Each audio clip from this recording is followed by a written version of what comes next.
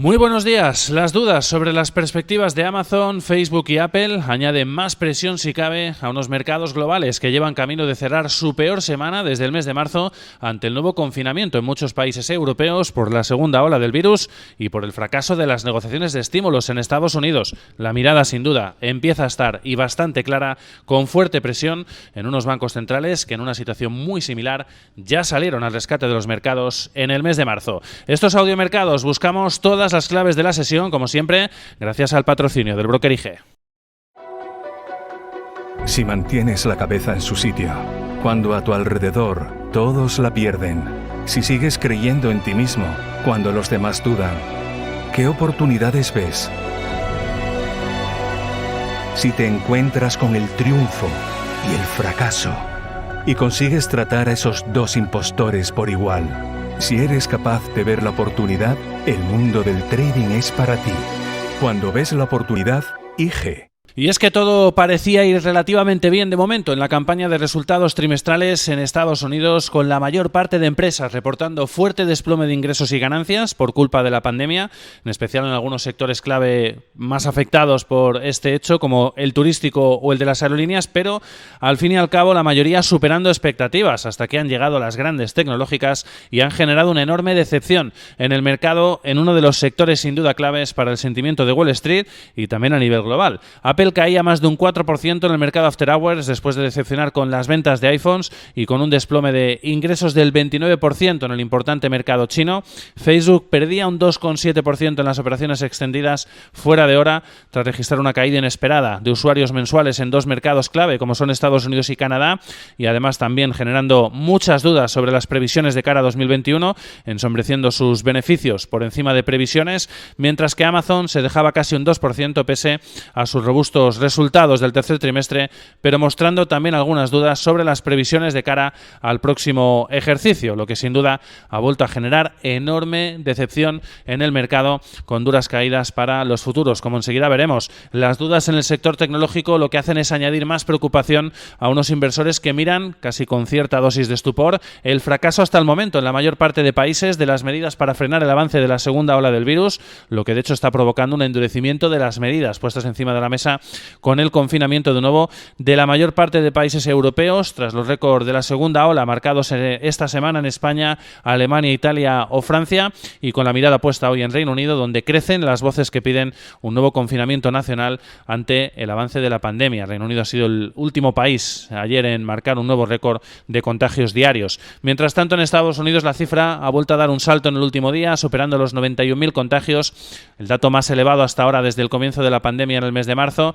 Una presión que, junto a la constatación de que pese al avance del virus y el miedo a que se alimenta día a día a ver un nuevo golpe económico intenso, no hay nuevos estímulos fiscales pese a todo, y que está pesando sobre el sentimiento del mercado y lastrando a las bolsas, que llevan camino, como decíamos, de cerrar su peor semana desde allá por el mes de marzo. En el plano de la lucha médica contra el coronavirus, hoy con mensajes del Dr. Fauci, del Centro de Control de Pandemias, avanzando que sigue manteniendo la confianza en que la primera vacuna contra el COVID esté lista a finales de diciembre o tal vez principios de 2021. Se empieza además a percibir cierta dosis de cada vez mayor nerviosismo en los mercados a falta de tan solo 4 días para las elecciones presidenciales en Estados Unidos, con las encuestas que siguen mostrando una clara recuperación de Donald Trump, que ha recortado la ventaja frente a Joe Biden, con la última mostrando a nivel nacional una distancia de ya tan solo 7 puntos frente a los 10 que mantenía el candidato demócrata hace apenas una semana o los 16 que mantenía hace apenas un mes. Sin duda, un resultado ajustado es el que a mayor temor genera en los mercados financieros ante la posibilidad de que haya reclamaciones ante el Tribunal Supremo incluso, y que la designación o nombramiento de un presidente se prolongue en el tiempo, lo que generaría elevada incertidumbre en medio de una pandemia sin duda sin precedentes. Además, los inversores ya han asumido a la fuerza que no habrá más estímulos fiscales hasta al menos después de las elecciones, pese al avance del virus y el nuevo daño económico, y empiezan a tener serias dudas de que vaya a haberlos después de los comicios, porque ya dependerá mucho del resultado electoral y del reparto de ambas cámaras legislativas. Se ha esforzado el presidente estadounidense Donald Trump en prometer en las últimas horas que habrá paquete de estímulos una vez que pasen las elecciones, pero sin duda aumentan las dudas en función de cuál sea el resultado electoral, mientras la Casa Blanca y los demócratas siguen cruzando acusaciones sobre de quién es la culpa de que no haya nuevos estímulos antes de los comicios. Ayer era Pelosi la que acusaba a la Casa Blanca y hoy es Mnuchin Mnuchin, el secretario del Tesoro, quien dice que la culpa ha sido de los demócratas y en concreto de la líder de la Cámara de Representantes, que ha paralizado e impedido que las negociaciones avancen hacia un acuerdo solo por asuntos políticos o electorales. Esta situación vuelve sin duda a dirigir el foco y con máxima presión a los bancos centrales, que ya salieron al rescate de la economía y los mercados en marzo, en una situación que empieza a ser sin duda cada vez muy similar, y con la vista puesta en una Reserva Federal que se va a reunir la semana próxima y que podría empezar a abrir la puerta, aumentar el ritmo de compras de bonos. Eso parece precisamente ser lo que ya empezó a discutir ayer el Consejo de Gobierno del Banco Central Europeo como reacción al claro deterioro de las perspectivas económicas por el avance del virus y el nuevo cierre económico en muchos países durante el mes de noviembre, que va a ser muy negativo, tal y como avanzaba ayer Christine Lagarde. Esa sería la medida que estarían analizando, según fuentes que cita la agencia Reuters. En este contexto, pues lo que estamos viendo son fuertes ventas para las principales bolsas asiáticas, con caídas en Tokio ya al cierre de la jornada, en este caso de el 1,89% para el índice Nikkei, caídas también de más de 1,5 puntos porcentual para el Topix Index. También estamos viendo un retroceso del 1,8% para el Hansen de Hong Kong. Las bolsas en China también registrando, como decíamos, duras caídas en el día de hoy. Estamos viendo descensos también para el Shanghai Composite del 1,22% y del 1,5% para el CSI 300. Más de un 2,2% cede el Kospi surcoreano y caídas de medio punto al cierre para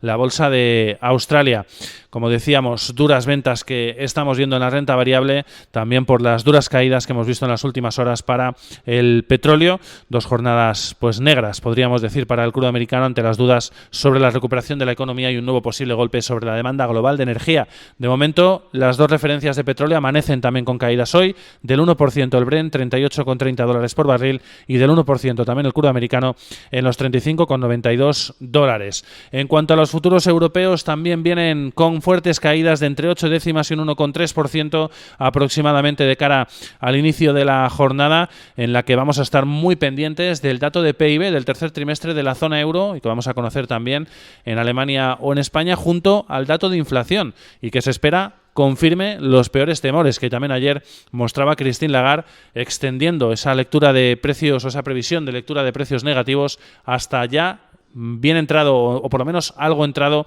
2021, cuando su anterior expectativa era que cerrasen el año o que viésemos precios negativos hasta finales de año. Ahora lo extienden también a principios de 2021. Se espera, de hecho, que hoy el dato de octubre confirme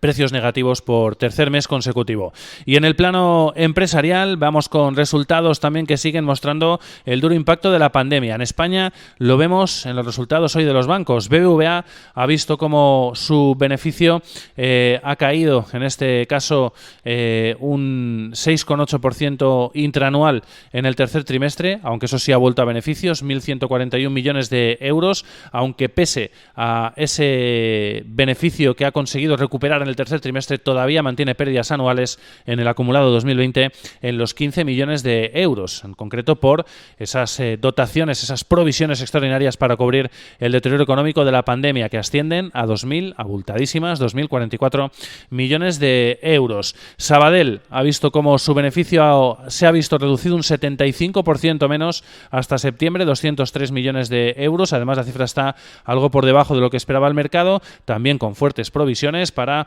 cubrir el deterioro de la pandemia, 1.391 millones de euros, y CaixaBank ha visto cómo su beneficio ha caído un 42,6% hasta septiembre, 726 millones de euros, después de dotar 1.161 por el COVID-19. Eso sí, en el tercer trimestre ha batido expectativas con un beneficio de 522 millones de euros frente a los 313 esperados por el mercado.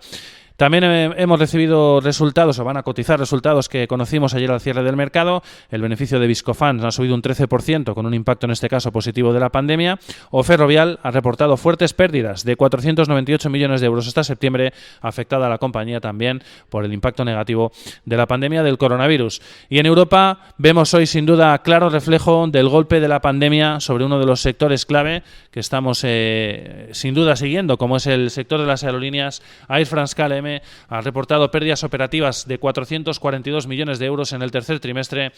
en línea, eso sí, con lo esperado, pero pérdidas abultadas para la compañía, que además ve un cuarto trimestre significativamente peor que el tercero, lo que sin duda no es nada halagüeño para la aerolínea francesa. Y también estamos recibiendo las cuentas, en este caso de IAG, que también está presentando pérdidas operativas de 1.300 millones de euros frente a los 1.430 de beneficio que obtuvo hace un año. Este resultado, estas pérdidas operativas de 1.300 millones, están en línea con el resultado preliminar que ya avanzó la compañía hace unas semanas. Los ingresos se han desplomado nada más y nada menos que un 83% hasta 1.220 millones de euros para la compañía de la que forma parte también la aerolínea española Iberia. Sin duda estamos viendo en estas cuentas, en Air France y en IAG, el daño claro económico de la pandemia del coronavirus. También tenemos las cuentas de Total, la petrolera francesa, beneficio neto de 848 millones de dólares frente a los 478 esperados, por tanto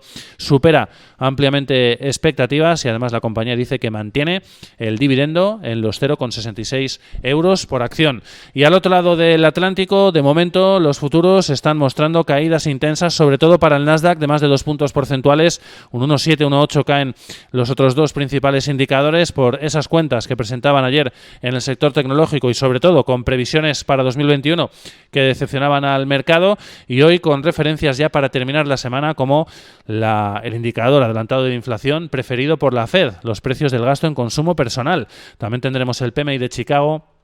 la confianza del consumidor de la Universidad de Michigan, el habitual Baker Hughes con el número de refinerías activas durante la semana y también resultados, más cuentas que vamos a tener hoy del conglomerado industrial Honeywell, de las petroleras Chevron o ExxonMobil, que ayer, por cierto, en este segundo caso anunciaba que va a despedir a 14.000 personas a nivel global ante el daño económico de la pandemia, o también en el sector farmacéutico las cuentas de AbbVie Laboratories. Feliz sesión.